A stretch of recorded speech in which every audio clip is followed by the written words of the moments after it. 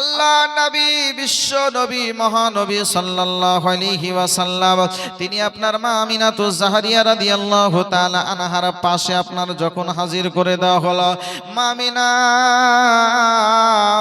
রাদিয়াল্লাহু তাআলা আনহা তিনি আপনার বলতেছেন, আমার লাখতে জিগার, আমার কলিজার টুকরা, আমার নূরে নজর নবী মুহাম্মদুর রাসূলুল্লাহ সাল্লাল্লাহু আলাইহি ওয়াসাল্লামকে আমি দেখলাম একটা হাত জমিনের উপরে রেখেছেন, আর একটা হাত মনে হচ্ছিল আপনার আসমানের দিকে তুলে রেখেছেন। সাজদায় পড়ে পড়ে আমার লাখতে জিগার কলিজার টুকরা ওই শিশু নবী মুহাম্মদ সাল্লাল্লাহু আলাইহি ওয়াসাল্লাম তিনি আপনার সাজদায় পড়ে পড়ে যেন আপনার কি গুনগুন গুনগুন করে কি উচ্চারণ করতেছিলেন। মা আমিনা বলতেছেন, বলে আমি কান লাগিয়ে যখন শুনলাম তখন আমি শুনতে পাচ্ছিলাম আমার লাখতে জিগার বলতেছিল, রব্বি হাবলি উম্মতি, রব্বি হাবলি উম্মতি, রব্বি হাবলি উম্মতি। আয় আল্লাহ, আমার গুনাহগার উম্মতকে আমার হাওয়ালে করে দাও, আমাকে দিয়ে দাও। আমি নবী মুস্তাফা আমার গুনাহগার উম্মতদেরকে সঙ্গে নিয়ে জান্নাতে চলে যাব। জোরে বলেন সুবহানাল্লাহ। উম্মতের দরদি নবী আমার আল্লাহর হাবিব আলাইহিস সালাম সাজদায় পড়ে ক্রন্দন করছেন। এ বাপজি আমার, মা আমিনাতুজ জাহরিয়া রাদিয়াল্লাহু তাআলা আনহাকে আপনার জিজ্ঞেস করুন, মা আমিনাতুজ জাহরিয়া রাদিয়াল্লাহু তাআলা আনহা, ওগো আমার জননী মা, আপনি বলুন, ও আমার দয়ার নবী সাল্লাল্লাহু তাআলা আলাইহি ওয়াসাল্লাম যখন দুনিয়ার বুকে ভূমিষ্ঠ হয়েছিলেন, তিনার কি খাতনা হয়েছিল নাকি কেমন অবস্থায় তিনি দুনিয়ার বুকে এসেছিলেন? মা আমিনাতুজ জাহরিয়া রাদিয়াল্লাহু তাআলা আনহা তিনি আপনার বলতেছেন, বলে শোনো শোনো, যখন আমার লাখতে জিগার কলিজার টুকরা যখন দুনিয়ার বুকে আসলেন, তখন দুনিয়ার বুকে যখন আসলো আমি তখন দেখেছিলাম আজকে তার খাতনা শুধু অবস্থায় আর আপনার মনে করেন নাভি কাটা অবস্থায় দুনিয়ার বুকে পদার্পণ করেছেন। যারা বলেন সুবহানাল্লাহ। আমার পেট থেকে যখন দুনিয়ার বুকে আসলো আমার লাখতে জিগার কলিজার টুকরা, আমার সেই নূর নবী সাল্লাল্লাহু আলাইহি ওয়াসাল্লামের জ্যোতিতে আজকে নূরের ঝলকে আমার বাড়িটা গোটায় আলোয় আলোকিত হয়ে গেল। শুধু তাই নয়, ওগো জগতের মানুষেরা তোমরা একটু শুনে রেখে দাও, আমার হাবিব আমার লাখতে জিগার যখন দুনিয়ার বুকে আসলো, আমার লাখতে জিগারের নূরের ঝলকে, আমার লাখতে জিগারের নূরের ছটাতে আজকে মুলকে শামের বড় বড় বড় বড় বিল্ডিং গুলো পর্যন্ত আমি আমিনা এই মক্কা থেকেই দর্শন করেছিলাম। জোরে বলেন সুবহানাল্লাহ। হঠাৎ করে ওগো মা আমিনা দেখতে যেন পায়, আরে ছেলের নূরে সারা জগৎ আলোকিত হয়, মাগো আলোকিত হয়। বলেন সুবহানাল্লাহ। হঠাৎ করে মা আমিনা দেখতে যেন পায়, আরে ছেলের নূরে সারা জগৎ আলোকিত হয়, মাগো আলোকিত হয়। নূরানি বদনে হাওয়া চলে শনশনে, নূরানি বদনে হাওয়া চলে শনশনে, খেজুর পাতায় হিলাই সব ডানা, সব ডানা, মাগো তোমার লালের নেই তুলনা, জামানা দিবানা। ও গো মা আমিনা তোমার লালের নেই তুলনা, তুলনা, মাগো তোমার লালের নেই তুলনা। মদের নবীর জন্ম হলো ওগো যেদিন মক্কায়, আরে শুকনো গাছে ফুল ফুটিল মরুর সাহারায়, মাগো মরুর সাহারায়। নবীর এক ইশারায় গাছে এসে সালাম জানাই, নবীর এক ইশারায় গাছে এসে সালাম জানাই। উম্মতের চাই শুভ কামনা মাগো, তোমার লালের তুলনা। এ সুরাবালিকিরা আমার, আল্লাহর নবী সাল্লাল্লাহু আলাইহি ওয়াসাল্লাম তিনি আপনার যেই দিন সুবহে সাদিকের সময় অর্থাৎ 12ই রবিউল আউয়াল যখন দুনিয়ার বুকে ভূমিষ্ঠ হলেন, কিতাবের মধ্যে এসেছে শুকনো হয়ে যাওয়া, শুকিয়ে যাওয়া, মরে যাওয়া গাছগুলো পর্যন্ত আপনার প্রাণ ফিরে পেয়েছিল। তারা আপনার সেই সমস্ত গাছগুলো পর্যন্ত আপনার জীবিত হয়ে গেছিল। আমিনাতুজ জাহরিয়া রাদিয়াল্লাহু তাআলা আনহার কোলে আজকে দয়ার নবী মায়ের নবী সাল্লাল্লাহু আলাইহি ওয়াসাল্লামের আবির্ভাব হয়েছে। নবী আমার দুনিয়ার বুকে চলে এসেছে। আল্লাহর হাবিব সাল্লাল্লাহু আলাইহি ওয়াসাল্লাম আজকে সারা কুল কায়নাতের জন্য রহমত হয়ে দুনিয়ার বুকে চলে এসেছেন। আর আমাদের উপর অত্যাচার হবে না, আর আমাদের উপরে জুলুম হবে না, আর আমাদের উপরে এইরকম ভাবে কেউ আক্রমণ করবে না। আল্লাহর নবী সাল্লাল্লাহু আলাইহি ওয়াসাল্লাম রহমাতুল লিল আলামিন নবী দুনিয়ার বুকে তিনি আপনার চলে এসেছেন। এই জগতের মানুষেরা শুনে রাখো, আল্লাহর নবী সাল্লাল্লাহু আলাইহি ওয়াসাল্লাম তিনি আপনার সাজদায় পড়ে এইভাবে ক্রন্দন করতেছেন। একটা হাত মনে হচ্ছে জমিনের উপরে রেখেছেন, আর একটা হাত মনে হচ্ছে আপনার উপর দিকে তুলে রেখেছেন। ওই দয়ার নবী সাল্লাল্লাহু আলাইহি সাল্লাম তিনি যখন আপনার বড় হয়েছিলেন, মা আমিনাতুজ জাহরিয়া রাদিয়াল্লাহু তাআলা তিনি আপনার একদিন হঠাৎ করে আমার দয়ার নবীকে কাছে ডাকলেন। পাশে ডাকার পরে বলতেছেন, বলে বেটা মুহাম্মদ সাল্লাল্লাহু আলাইহি ওয়াসাল্লাম, শোনো রে বেটা, শোনো শোনো, আজকে তোমাকে আমি একটি গুরুত্বপূর্ণ কথা জিজ্ঞাসা করার জন্য তোমাকে কাছে ডেকেছি। ও বেটা মুহাম্মদ, আজকে তোমাকে সেই বাল্যকালের যেই দিন সুবহে সাদিকের সময় তুমি দুনিয়ার বুকে এসেছিলে বেটা, ওই দিনের কিছু কথা আজকে তোমাকে জিজ্ঞাসা করব। ওই বিষয়ে কি তুমি কোনো উত্তর দিতে পারবে? বলো রে বেটা, বলো। আল্লাহর হাবিব সাল্লাল্লাহু আলাইহি ওয়াসাল্লাম সেই দিন বলেছিলেন, মা গো মা, তুমি আমাকে সেই দিনের কথা জিজ্ঞাসা করতে চাও মা? আমি তোমার পেটে যখন ছিলাম গো মা, তোমার পেটে থাকা অবস্থায় আমার উম্মাতের যে তাকদীরের কলম চলতেছিল, আমার উম্মাতের যে তাকদীর লিপিবদ্ধ করা হচ্ছিল, সেই যে কলম চলতেছিল, ওই কলমের যে ঘ্যাস ঘ্যাস ঘ্যাস ঘ্যাস শব্দ আমি যেটা শুনেছি সেটাও এখনো পর্যন্ত আমার মনে রয়েছে। জোরে বলেন সুবহানাল্লাহ। এ বাপজি আমার মায়েরা, যারা অরিজিনাল মুমিন হবে আলামে আরওয়াহাতে ওই জগতের বুকে কে কতটুকু কি বলেছি, কি অঙ্গীকার করেছি, কি স্বীকার করেছি, কি বলেছি না বলেছি, সেটাও দুনিয়ার বুকে আপনারা বলতে পারবে। জোরে বলেন সুবহানাল্লাহ। যদি অরিজিনাল সেই ব্যক্তি হয়, অবশ্যই ওই আলামে আরওয়াহাতে থাকা অবস্থায় কেমন করে কি বলেছে, কি করেছে না করেছে, তার ডিটেইলস আপনার এখনো বলতে পারবে। আবু বকর সিদ্দিক রাদিয়াল্লাহু তাআলা আনহু তিনি হচ্ছেন রাসূল পাক সাল্লাল্লাহু আলাইহি ওয়াসাল্লামের প্রথম সাহাবী। আর যত নবী পাকের উম্মত রয়েছে সমস্ত নবীগণের পরে পরেই যার স্থান তিনি হচ্ছেন আপনার হযরত আবু বকর সিদ্দিক রাদিয়াল্লাহু তাআলা আনহু। আবু বকর সিদ্দিক রাদিয়াল্লাহু তাআলা আনহুকে জিজ্ঞেস করুন, বলো গো আল্লাহর নবীর সাহাবী, আপনি বলুন তো আলামে আরওয়াহাতে কি কি হয়েছিল? আবু বকর সিদ্দিক বলে আমার এখনো মনে আছে যে সময় আমার আল্লাহ পাক রব্বুল আলামিন সমস্ত রূহকে জিজ্ঞেস করেছিলেন, আলাস্তু বিরাব্বিকুম, আমি কি তোমাদের রব নই? আমি কি তোমাদের প্রতিপালক নই? সেই দিন আমি আবু বকর যে বলেছিলাম বালা, এটা আমার আজও পর্যন্ত স্মরণ আছে। জোরে বলেন সুবহানাল্লাহ। আপনি আমি কি বলেছি না বলেছি কারো মনে আছে? আছে যে রুহের জগতে কি বলেছিলাম বুঝতে পাচ্ছেন কি পাচ্ছেন না? কথাবার্তা বোঝা যাচ্ছে না? যাচ্ছে না? রেহানা বলেন না। যে রুহের জগতে আপনি আমি ছিলাম, আর এখনো অনেক আত্মা এখনো আছে, কিয়ামতের সকাল পর্যন্ত আসবে। ওই রুহের জগতে আবু বকর সিদ্দিক বলেন যে আল্লাহ যখন জিজ্ঞেস করেছিল, তা আমি বলেছিলাম যে হ্যাঁ আপনি আমাদের রব, প্রতিপালক, এটা আমার এখনো মনে আছে। তো যদি অরিজিনাল মুমিন হয় তাহলে অবশ্যই ওই সমস্ত কথাগুলো মনে থাকবে যে সেই জগতে কি কি ঘটেছে। মায়ের গর্ভে থাকা অবস্থায় ওইটা একটা জগৎ, ওই অবস্থায় কি কি বলেছেন, কি করেছেন, সেটাও কিন্তু আপনার মনে থাকবে, যদি সেই পর্যায়ের আপনি হতে পারেন। আর যদি সেই পর্যায়ে না হন তাহলে হবে না।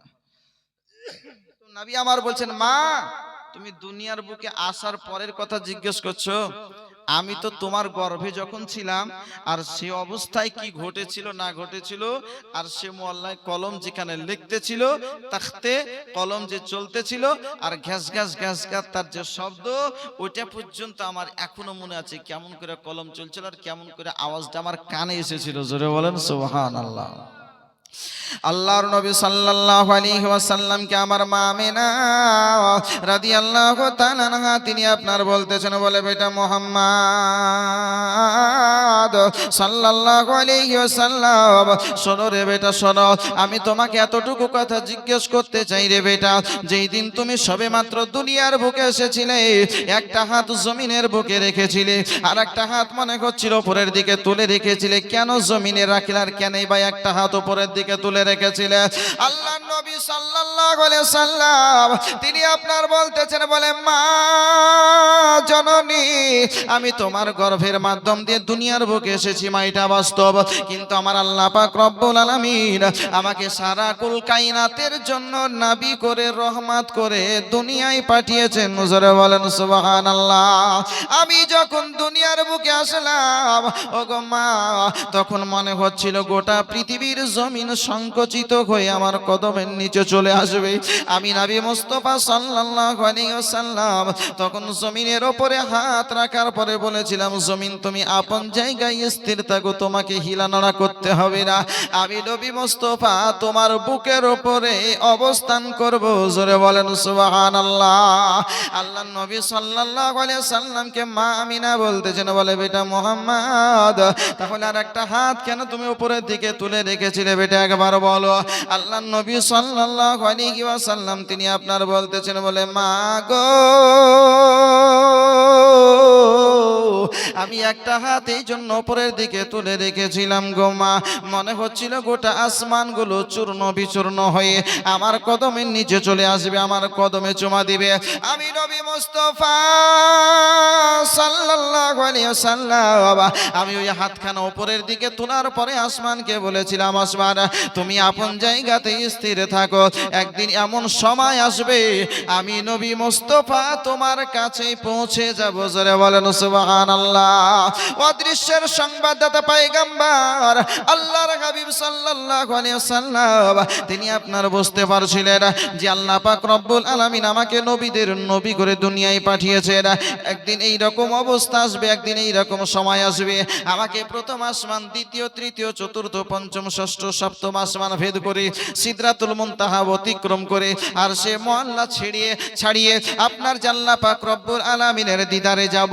যারা আজকে আমার কদমে আসার জন্য, আমার কদমে চুমা দেওয়ার জন্য ছটফট করছে, তাদেরকে আমার কদমে তলে আসতে হবে না, আমি নবী মুস্তাফা তাদের কাছে কদম ধুলি পৌঁছে দিব। জোরে বলেন সুবহানাল্লাহ।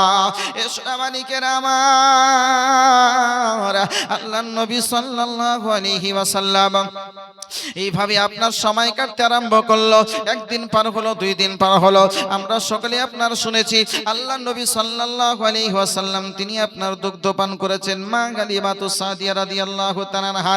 কিন্তু আপনার জীবনের কিতাব উঠিয়ে দেখুন, সিরাতে মুস্তাফা উঠিয়ে দেখুন, মাদারিজুন নবুওয়াত উঠিয়ে দেখুন, আল্লামা শেখ আব্দুল হক মুহাদ্দিসে দেহলভী রাহমাতুল্লাহি তাআলা আলাইহি তিনি আপনার বর্ণনা করেছেন দয়ার নবী সাল্লাল্লাহু আলাইহি ওয়াসাল্লাম তিনি আপনার 7 দিন পর্যন্ত নিজের গর্ভধারিণী মা আমিনাতুজ জাহরিয়া রাদিয়াল্লাহু তাআলা আনহার স্তনের দুগ্ধ পান করেছিলেন। জোরে বলেন সুবহানাল্লাহ। আল্লাহর নবী সাল্লাল্লাহু আলাইহি ওয়াসাল্লাম এই রকম ভাবে মায়ের কাছে একদিন, দুই দিন করতে করতে আপনার প্রায় আপনার এই দিকে 3-4 দিন পার হতে আরম্ভ করলো। ওই দিকে যেন আল্লাহ পাক রব্বুল আলামিন সুবহানাহু ওয়া তাআলা মা হালিমাতুস সাদিয়া রাদিয়াল্লাহু তাআলা আনহার কিসমতকে চমকানোর জন্য আজকে আল্লাহ পাক রব্বুল আলামিন তার তাকদীরকে, তার ভাগ্যকে পরিবর্তন করার জন্য রেডি করে রেখেছেন।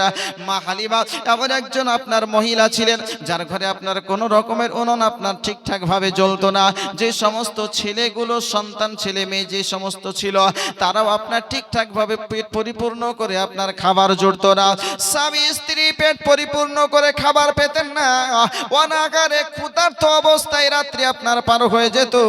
ওই মা হালিমাতুস সাদিয়া রাদিয়াল্লাহু তাআলা আনহা সহ আরো আপনার অনেকে এইরকম তায়েফের আপনার মহিলারা তারা আপনার আলাপ আলোচনা করতেছে, বলে শোনো রে শোনো, আজকে প্রায় কয়েক মাস হয়ে যাচ্ছে আমরা মক্কা নগর যাইনি, কোনো সন্তানাদি নিয়ে আসেনি, আমাদের দেশে বড় অভাব অনটন দেখা দিয়েছে, চলো চলো আমরা মক্কা নগরে যাব, মক্কা নগর থেকে ছেলে পেলে নিয়ে আসবো, আর তাদের দেখভাল করব, তাদের সেবা যত্ন করব, তাদের সেবা যত্ন করলে আমাদের কিছু আজকে বেতন পাওয়া যাবে, চাকরি আমাদের হয়ে যাবে, 2 বছর তাদের সন্তানগুলোকে দেখভাল করলে আমাদের সংসারটা একটু ঠিকঠাক ভাবে চলবে।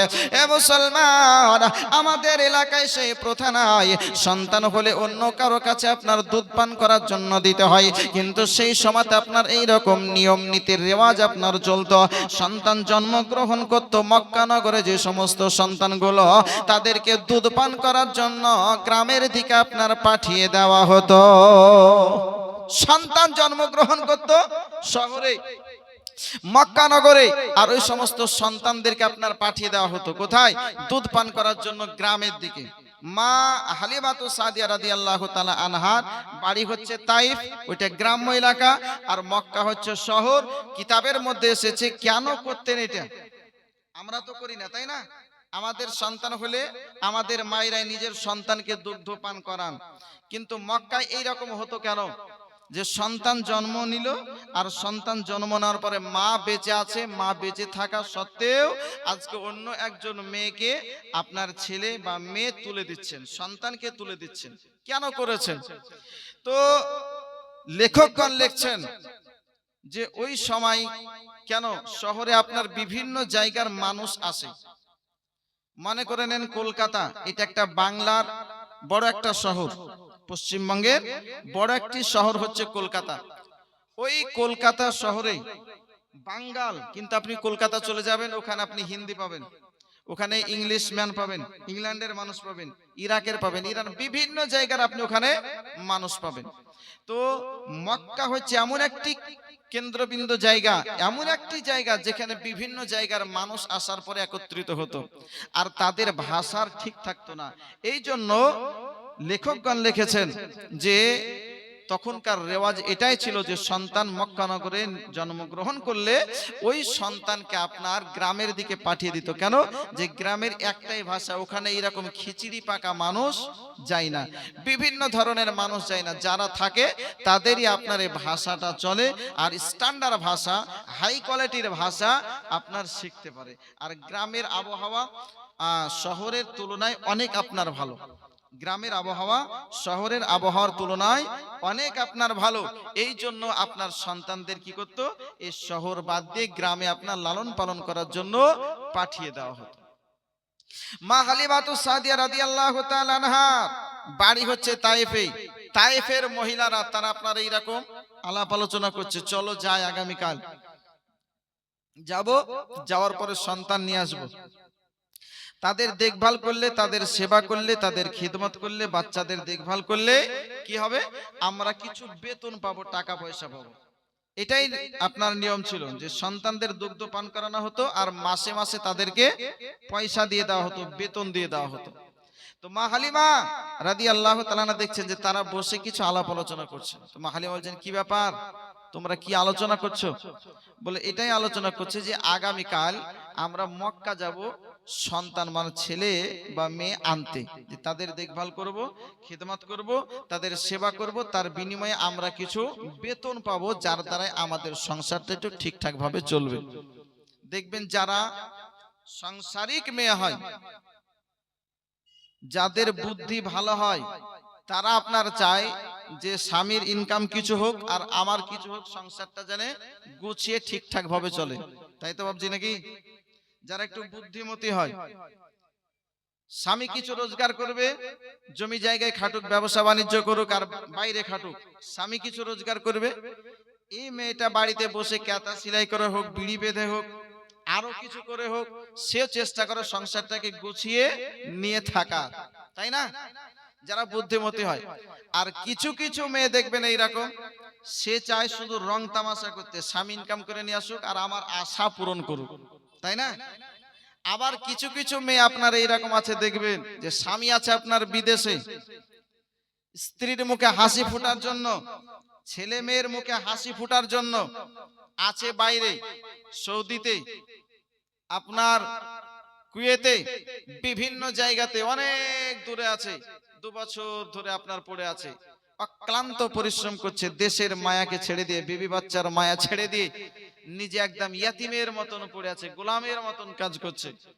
এদের মুখে হাসি ফোটার জন্য মাসের মাস 60,000 70,000 করে পাচ্ছে, টাকাগুলো গুছিয়ে নিয়ে 1 বছর পর চম্পটু আর নাই। হচ্ছে না এরকম? অনেক অনেক দেখতে পাবেন এইরকম মেয়ে, যে স্বামী বিদেশে পড়ে আছে, ওকে বাড়ি আসতে দিচ্ছে না, বলে তুমি বাইরে কাজ করো আর টাকা পাঠাও শুধু মাসে মাসে, আর অন্যের সঙ্গে রিলেশন, অন্যের সঙ্গে সম্পর্ক, টাকা পয়সা গুছিয়ে নিয়ে, সোনা দানা যা হলো গোছাল করে নিয়ে, আর কদিন পরে বলছে অমুকের বেটা আর অমুকের বহু নাই, বলে কি হয়েছে, চলে গেছে। হচ্ছে না অনেক।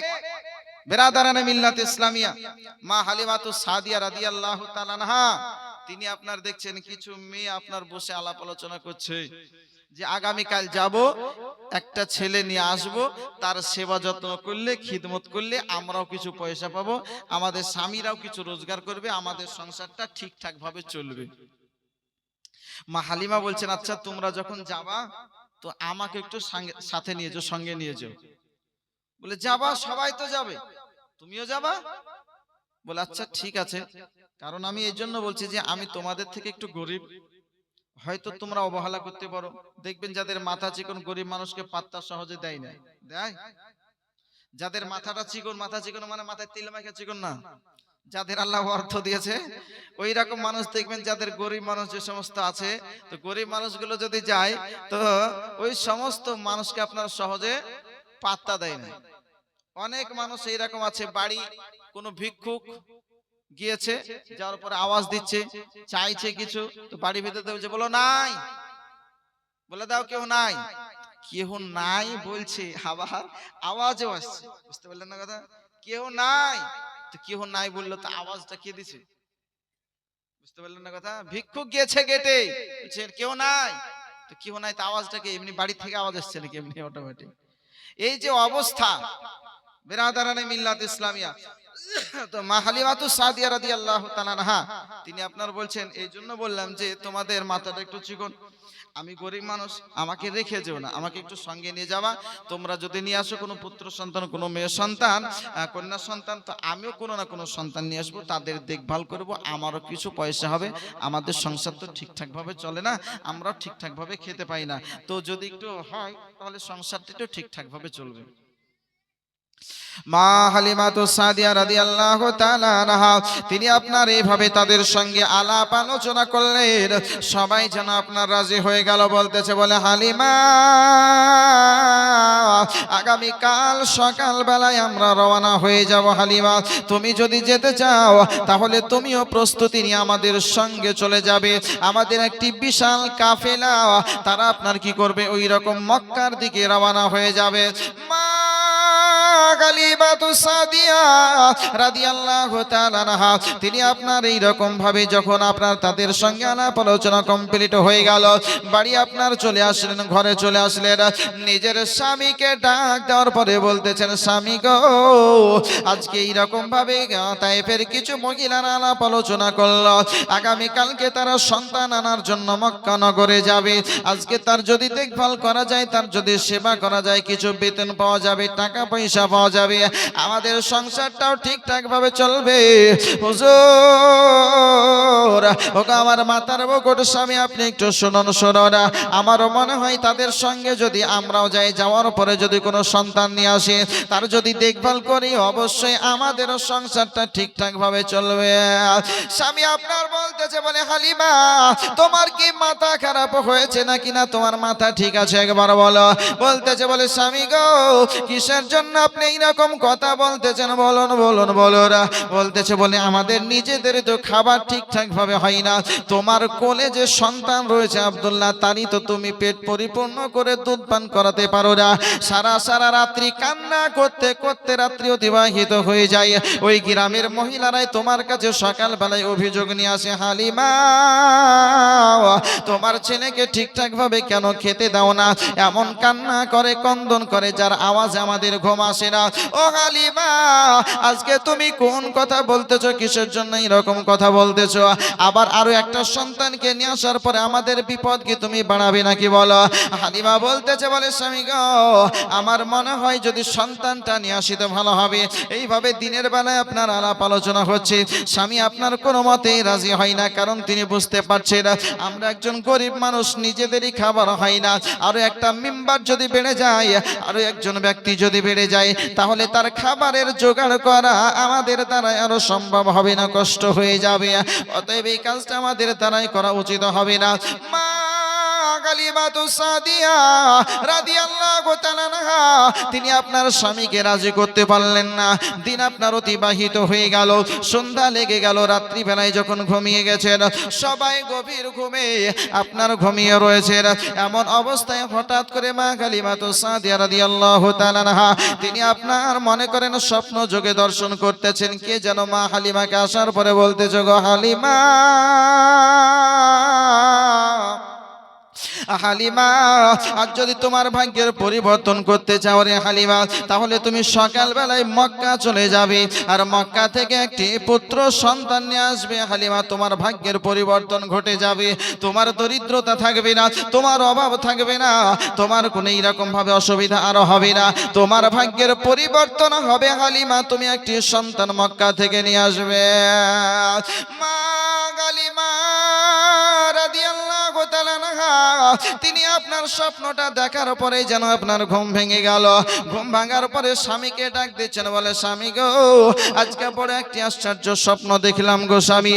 এই রকম ভাবে যেন আপনার কি আমাকে ডাক দেওয়ার পরে বলতেছে, হালিমা, তোমার ভাগ্যের যদি পরিবর্তন করতে চাও হালিমা, সকালবেলায় মক্কা চলে যাবে। স্বামী বলতেছে বলে, হালিমা, তুমি কালকে আমার সঙ্গে এইরকম গল্প করেছো, আলাপ আলোচনা করেছো, এই জন্য তুমি স্বপ্ন দেখেছো।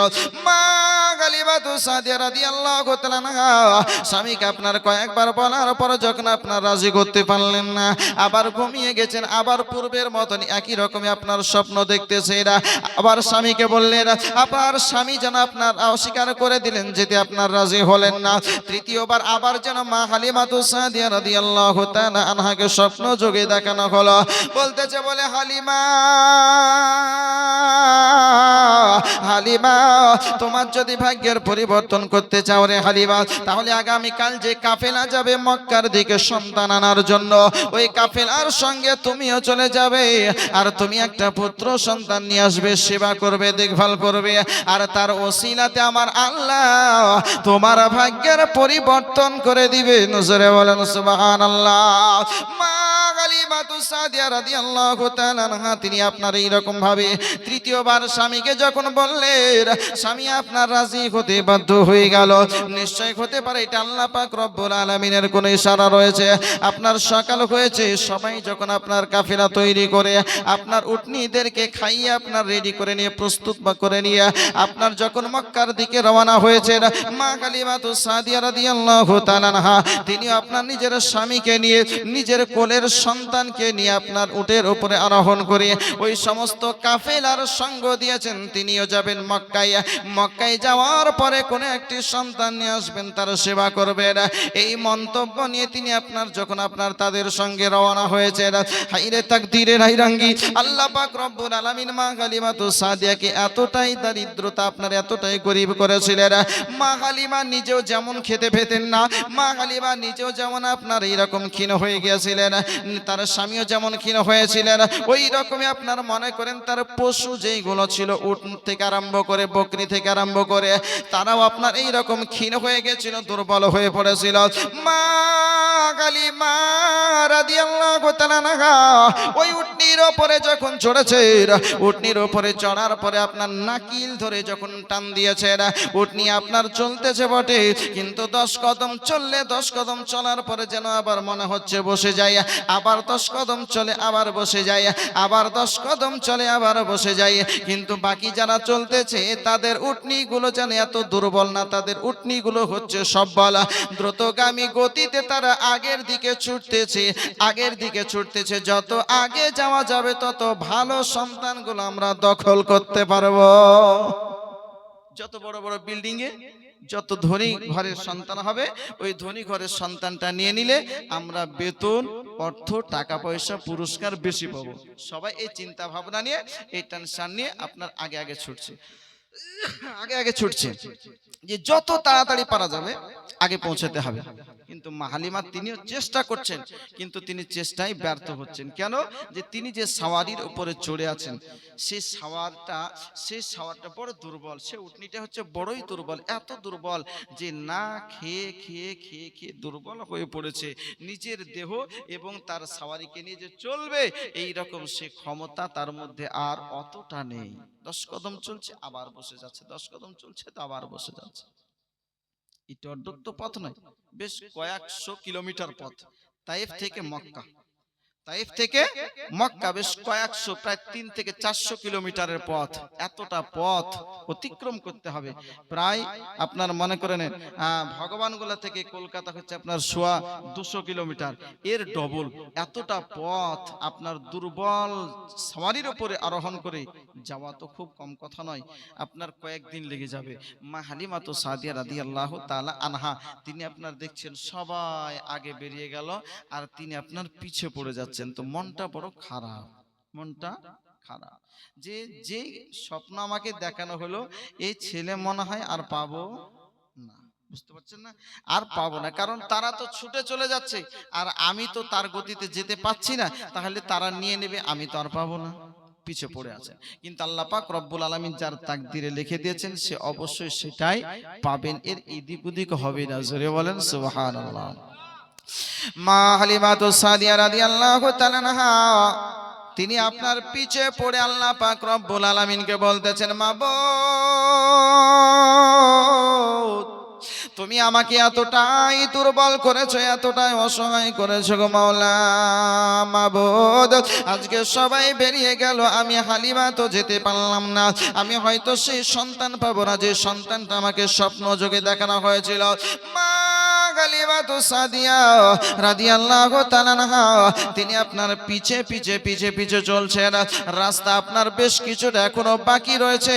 ওইদিকে ওই সমস্ত মহিলারা তারা আপনার মক্কায় পৌঁছে গিয়ে সমস্ত মহিলারা সন্তান নিয়ে আবার বাড়ির দিকে যখন রওনা হয়েছে, ওই অবস্থায় দেখছে মা হালিমা এখনো পর্যন্ত আপনার পৌঁছাতেই পারে নাই।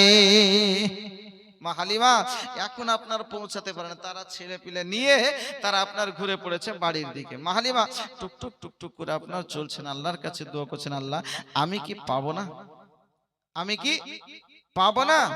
মা হালিমা তো সাদিয়া রাদিয়াল্লাহু তাআলা আনহা, তিনি আপনার টুকটুক করে যেতে যেতে আপনার সবাই যখন চলে আসলেন, মা হালিমা কাবা ঘরের পাশে গিয়ে উটনিটাকে বেঁধে স্বামীকে আপনার বলতেছে, স্বামী গো ছেলে পায় আর না পায়, ছেলে পায় আর না পায়, কাবা শরীফটা তওয়াফ করি, কাবা শরীফ তওয়াফ করব, কাবার গিলাফ ধরে আল্লাহর কাছে দোয়া করব। যদি আল্লাহ পাক রব্বুল আলামিন সুবহানাহু তাআলার দয়া হয় তাহলে আমরাও কোনো না কোনো সন্তান পাবো, নিয়ে তাইফের দিকে রওনা হব। আর যদি না হয় তাহলে খালি হাতে হলেও কমসে কম কাবা শরীফ তওয়াফ করব। আল্লাহ পাক রব্বুল আলামিন সুবহানাহু তাআলা কয়েকটা জিনিস এইরকম দিয়েছেন যেটা আপনার দেখলেও নেকি পাওয়া যায়। যেমন হচ্ছে পবিত্র ঘর খানায়ে কাবা, যদি কেউ মহব্বতের দৃষ্টিতে দেখে তো তার আমল নামাতে নেকি যুক্ত হবে। পবিত্র আল কোরআনুল কারীম এমন একটি গ্রন্থ, সেটার দিকে যদি মহব্বতের দৃষ্টিতে দেখে তাহলে অবশ্যই তার আমল নামাতে নেকি অ্যাড হবে। এইরকমই পিতা মাতার চেহারা যদি কেউ দেখে, যেটা আমার আব্বার চেহারা, এটা আমার মায়ের চেহারা, আল্লাহ পাক রব্বুল আলামিন তারও আমলনামাতে নেকি লিখে দেবেন। বেরাদার, তো আল্লাহর নবী সাল্লাল্লাহু আলাইহি সাল্লাম দুধমা হালিমা তিনি আপনার বলছেন সন্তান পায় আর না পায় কাবা শরীফটা তওয়াফ করে যাব। স্বামী গো, আমি আমার সন্তানকে দুগ্ধ পান করিয়ে দিলাম, সন্তানটা নিন। কোলের সন্তান আছে আব্দুল্লাহ, এটাকে আপনি কোলে নিন, এটাকে নিয়ে বসুন, আমি একটু কাবা শরীফ তওয়াফ করে আল্লাহর কাছে দোয়া করে আসি। জোরে বলেন সুবহানাল্লাহ। মা হালিমাতুস সাদিয়া রাদিয়াল্লাহু তাআলা আনহা তিনি আপনার এই রকম ভাবে কাবা শরীফ তওয়াফ করতে করতে কাবা শরীফ তওয়াফের কাজ যখন কমপ্লিট করলেন, আল্লাহ পাক রব্বুল আলামিন সুবহানাহু তাআলার কাছে আপনার দুই হাত তুলে দোয়া করেছিলেন, মাবুদ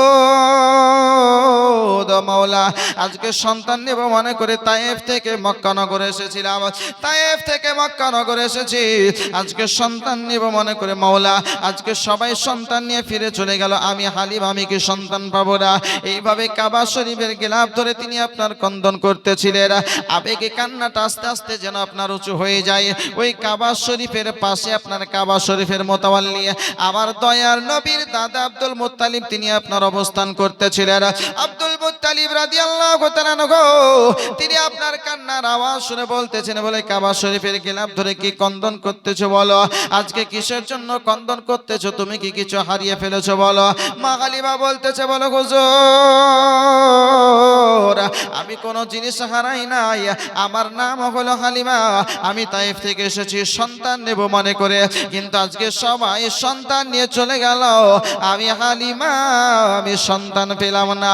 এই জন্য আল্লাহ পাক রব্বুল আলামিন সুবহানাহু ওয়া তাআলার কাছে দোয়া করতেছি, আল্লাহ আজকে কোন সন্তান যদি না পাই খালি হাতে আমাকে ফিরে যেতে হবে, আমাদের আশাটা বেকার হয়ে যাবে। এই জন্য আল্লাহর দরবারে দুই হাত তুলে ক্রন্দন করতেছে। আব্দুল মুত্তালিব বলতেছে, বলে হালিমা তুমি আজকে কি বানি সাদ গোত্রের মধ্যকার কি কোন মহিলা একজন বলো? বলতেছে, বলে হ্যাঁ হ্যাঁ হ্যাঁ আমি হলাম বানি সাদ গোত্রেরই মহিলা হালিমা। বলে আজকে সন্তান নেওয়ার জন্য এসেছো? বলে হ্যাঁ, আজকে তোমাকে একটি আমি সন্তানের খোঁজ দিতে পারি, তবে তুমি সেই সন্তানটা নেবে কি নিবে না একবার বলো। মা হালিমা বলেছিলেন, বলে সন্তান তো নেওয়ার জন্য এসেছি, কিসের জন্য নেব না বলো না?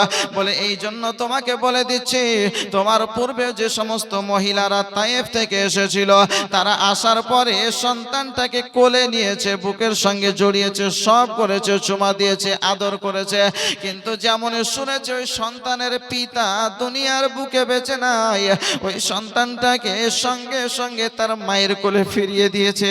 তাদের ধারণা ছিল সে পুরস্কার পাবে না, তাদের ধারণা ছিল সেই বেতন হয়তো তাকে দেওয়া হবে না, এই জন্য সন্তানটা কোলে নেওয়ার পরে আবার ফিরিয়ে দিয়েছে। ওগো হালিমা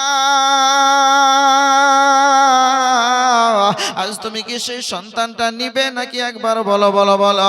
মা হালিমাতুস সাদিয়া রাদিয়াল্লাহু তাআলা না তিনি আপনার বলতেছেন, হুজুর আমার মাথার মুকুট স্বামী আমার রয়েছেন, আমার স্বামীর সঙ্গে একটু আলাপ আলোচনা করে নিয়ে আমার স্বামী যদি অনুমতি দেয় তাহলে আজকে অন্য সন্তান না পেয়ে যদি ইয়াতিম সন্তান পাই, ওই ইয়াতিম সন্তানটাকে কোলে নিয়ে তায়েফের দিকে ফিরে যাব। বলেন সুবহানাল্লাহ।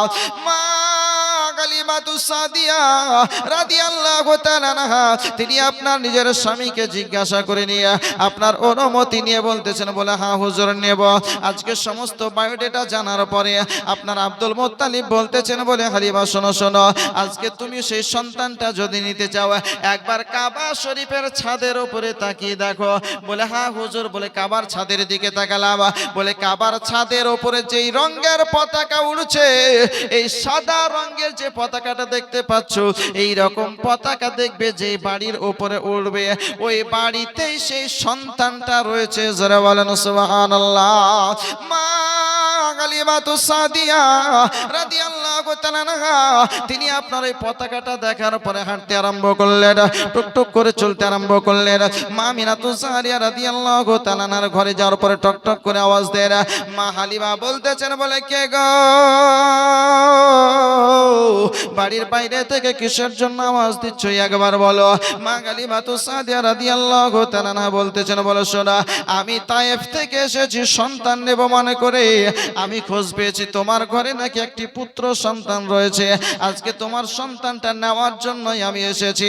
বলতেছে বলে ও তোমার আগে অনেক মহিলারা এসেছিল, তারা আমার লাখতে জিগারকে কোলে নিল, আর লাখতে জিগারকে কোলে নেওয়ার পরে যেমন শুনলো তার পিতা দুনিয়ার বুকে বেঁচে নাই, সঙ্গে সঙ্গে আমার লাখতে জিগারকে আমার কোলে ফিরিয়ে দিল। আমি জননী মা কেমন করে সহ্য করব আমার এতিম ছেলের আজকে বেদনা। আর যদি আমার স্বামী থাকতো তাহলে আমার সন্তানটাকে কেউ ফিরিয়ে দিত না।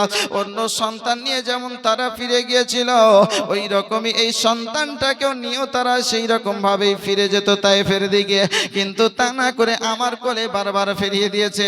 মা আমিনা বলতেছেন বলে শোনো রে, আমি আজকে আমার সন্তানটাকে ইরাদা করেছি কারো কাছে দেব না, আমি আমিনা নিজেই লালন পালন করব, নিজেই দেখভাল করব, আমি অন্য কোন মায়ের হাতে আমার সন্তান আর দেব না। জোরে বলেন সুবহানাল্লাহ।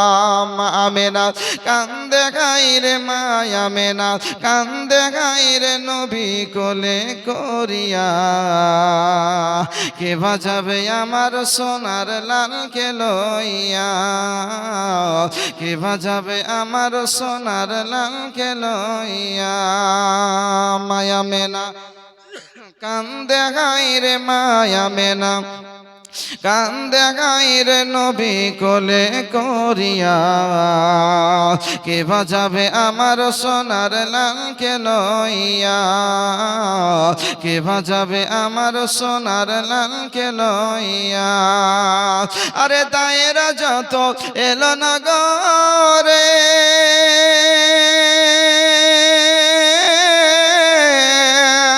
আরে শিশু নবী মুস্তাফাকে আদর করে কোলে নিয়ে ফিরিয়ে দিল, কোলে নিয়ে ফিরিয়ে দিল গরিব ইতিম বলিয়া, কে বাজাবে আমার সোনার লালকে লইয়া, কে বাজাবে আমার সোনার লালকে লইয়া। মায়া মেনা কান্দে গাইরে, মায়া মেনা কান্দে গাইরে নবী কোলে করিয়া, কে বাজাবে আমার সোনার লালকে লইয়া, কে বাজাবে আমার সোনার লালকে লইয়া। আরে থাকতো যদি ওই নবীর পিতা,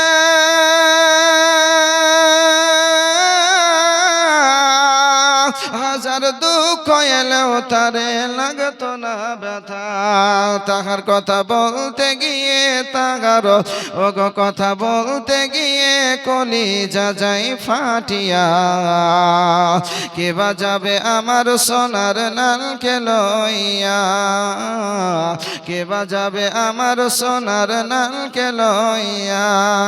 মায়া মেনা কান্দে গাইরে, মায়া মেনা কান্দে গাইরে নবী কোলে করিয়া, কে বাজাবে আমার সোনার লালকে লইয়া। আল্লাহুম্মা সাল্লি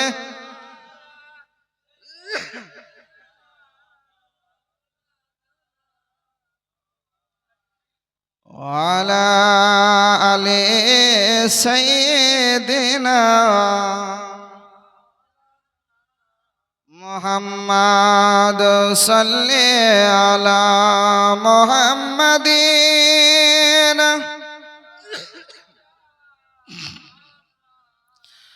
हरदम ज़बान से निकालो पाक नामे मोहम्मद, हरदम ज़बान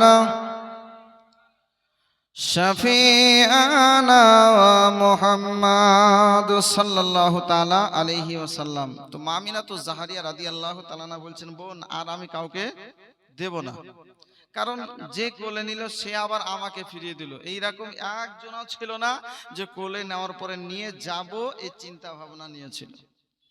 মা হালিমা বলছেন বলে বোন আমিনা, আমি তোমার ছেলের সমস্ত বায়োডাটা জানার পরে আমি তোমার বাড়ি এসেছি। বলেন সুবহানাল্লাহ।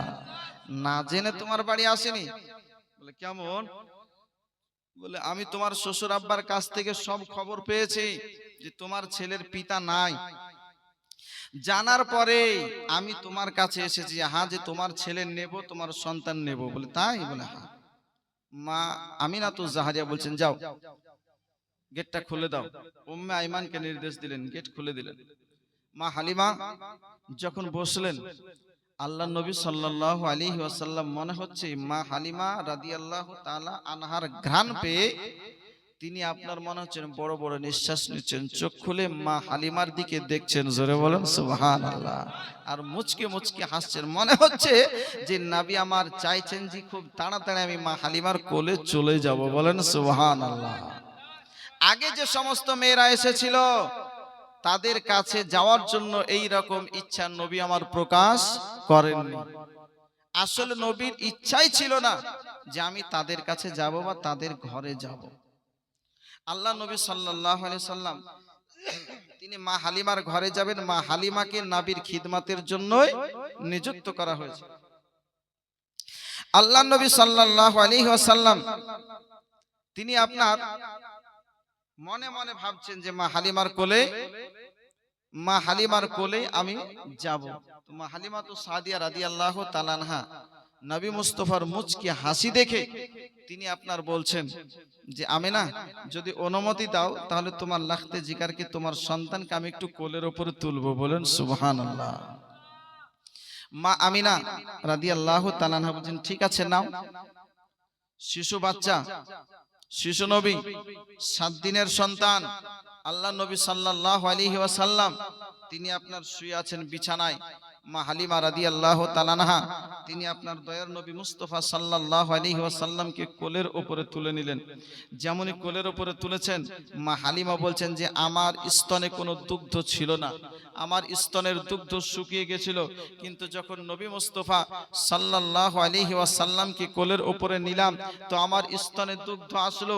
আমার স্তনে দুগ্ধ নবী মুস্তাফা সাল্লাল্লাহু আলাইহি ওয়াসাল্লামকে পান করানোর জন্য ডান স্তনে যখন নবী মুস্তাফা আলাইহিস সালামকে দিলাম তো নবী আমার ডান স্তনের দুগ্ধ পান করতে আরম্ভ করলেন। বলেন সুবহানাল্লাহ। ডান স্তনের দুগ্ধ পান করলেন। মায়েদের অভ্যাস মোতাবেক বাম স্তনের দুগ্ধ পান করার জন্য নবী মুস্তাফা সাল্লাল্লাহু আলাইহি ওয়াসাল্লামকে যখন বাম দিকে ঘোরাচ্ছেন তো নবী আমার বারবার মুখটাকে টেনে নিচ্ছেন যে আমি দুগ্ধ পান আর করব না। নবী আমার বুঝতে পারছেন যে আমার আরো একজন দুধ ভাই আছে, আমি তার হক নষ্ট করার জন্য আমি এখানে আসিনি বা দুনিয়ায় আসিনি, আমি হক বুঝিয়ে দেওয়ার জন্য তো দুনিয়ায় এসেছি, আমি ভাই হয়ে ভাইয়ের হক নষ্ট করতে আসি নাই। শিশু নবী আমার সবে মাত্র 7 দিন বয়স। আল্লাহ রাসূল সাল্লাল্লাহু আলাইহি ওয়াসাল্লাম তিনি বুঝতে পারছিলেন যে আমার দুধ ভাই রয়েছে, আমি যদি দুধ পান করে নি আমার ভাইয়ের হকটা নষ্ট হয়ে যাবে, আমার ভাই দুধ পান করতে পাবে না। আর আমি ভাইয়ের হক মারার জন্য তো আসিনি। ভাই আমার আল্লাহ নবী দয়ার নবী সাল্লাল্লাহু আলাইহি সাল্লাম তিনি শিক্ষা দিয়েছেন বলে আমি হক নষ্ট করার জন্য দুনিয়ায় আসিনি, আমি হক বুঝিয়ে দেওয়ার জন্য দুনিয়ার বুকে এসেছি। মা হালিমা বুঝে গেছেন যে স্বপ্নের মাধ্যমে যে সন্তানের কথা আমাকে দেখানো হয়েছিল ওই সন্তানই আমি পেয়েছি, অন্য কোনো সন্তান নয়। জোরে বলেন সুবহানাল্লাহ। আর অন্য কোনো মেয়েও এই সন্তান পায়নি যে সন্তানের কথা আমাকে স্বপ্নের মাধ্যমে বলা হয়েছিল। মা হালিমা রাদিয়াল্লাহু তাআলা আনহা তিনি আপনার সন্তান নিয়ে মা আমিনাতুজ জাহারিয়া রাদিয়াল্লাহু তাআলা আনহাকে বলতেছে, বলে বোন আমিনা আজকে তো মনে হচ্ছে অনেকক্ষণ সময় ব্যয় করলাম, তাহলে এক কাজ করো আমিনা তুমি একটু বিদায় দাও, তাহলে তোমার ছেলেকে নিয়ে তোমার লাখতে জিগারকে নিয়ে আমি একটু ওই দিকে রওনা হই যেদিকে আমার স্বামী রয়েছে। বলেন সুবহানাল্লাহ। মা আমিনাতুজ জাহারিয়া রাদিয়াল্লাহু তাআলা আনহা তিনি আপনার বলতেছেন, বলে হালিমা আচ্ছা ঠিক আছে যাও, যখন তুমি যেতে চাইছো সুন্দর করে সাজিয়ে গুজিয়ে যেটা দেওয়ার দিয়ে থুয়ে মা হালিমা রাদিয়াল্লাহু তাআলা আনহাকে বলতেছেন, বলে আচ্ছা ঠিক আছে এবার তুমি চলে যাও। মা হালিমা তিনি সন্তান নিয়ে চলে আসলেন কোথায়? এই কাবা ঘরের পাশে সুন্দর একটি ডেরা তৈরি করেছিলেন, কুড়ো ঘর তৈরি করেছিলেন যে হয়তো কয়েকদিন থেকে আমরা মক্কা নগরে খোঁজাখুঁজি করে কোনো না কোনো ছেলে নিয়ে যাব। কিন্তু আল্লাহ পাক রব্বুল আলামিনের ইচ্ছায় আসার সঙ্গে সঙ্গে আমাদের সেই ব্যবস্থা হয়ে গেছে, অতটা সময় আমাদের ব্যয় হয়নি। আল্লাহ নবী আলাইহিস সালামকে নিয়ে মা হালিমা যখন ওই খিমায় হাজির হলেন তো মা হালিমা স্বামীকে বলতেছেন, স্বামীর নাম হচ্ছে হারিস, বলতেছে স্বামী গো আমরা তো কয়েকদিন পথ অতিক্রম করে আসলাম, খাবার দাওয়া আমাদের ঠিকঠাক নেই, আপনাকে কি খিদা লাগেনি? বলে হ্যাঁ খিদা তো লেগেছে, খাবার পাবো কোথায়, কে খেতে দেবে এখানে, কেউ তো নাই। বলে কেউ নাই, ঠিক আছে, কিন্তু আমরা যেই উটনির উপরে আরোহণ করে, যে উটনির উপরে চড়ে আমরা এসেছি, আমার মনে হয় যে কি একটা পাত্র নিয়ে ওই উটনিটা যদি দুহে দুধ যদি নিয়ে আসতেন, আশা করি যে আমাদের পেট পরিপূর্ণ হয়ে যেত। জোরে বলেন সুবহানাল্লাহ। মা হালিমাকে বলতেছেন, হালিমা তোমার কি মাথা খারাপ হয়েছে? বাড়িতে তো জীবনে কোনোদিন খাওয়ার পরে দুধ দেয়নি, আর এখানে না খেয়ে ওকে তো খুঁটিয়াতে বাধা আছে, ও কেমন করে দুধ দিবে? মা হালিমা বলছেন, স্বামী আমি বুঝতে পেরেছি আপনার কথা, কিন্তু আমি যেটা দেখতে পাচ্ছি তাতে আমি অনুভব করছি যে অবশ্যই আমার উটনিও আমার দুধ দেবে, কোনো সমস্যাই নাই। বলে তাই নাকি? বলে কি করে বুঝলে, কেমন করে তুমি বুঝতে পারছো? বলে আমি আমার এই লাখতে জিগারকে যখনই কোলে নিয়েছি তারপর থেকে আমি বুঝতে পেরে গেছি, তখন থেকে আমি বুঝতে পেরেছি যে আল্লাহ নবী সাল্লাল্লাহু আলাইহি ওয়াসাল্লাম এটাই হচ্ছে সেই সন্তান, যে সন্তানের কথা আমাকে স্বপ্নের মাধ্যমে বলা হয়েছে। বলেন সুবহানাল্লাহ।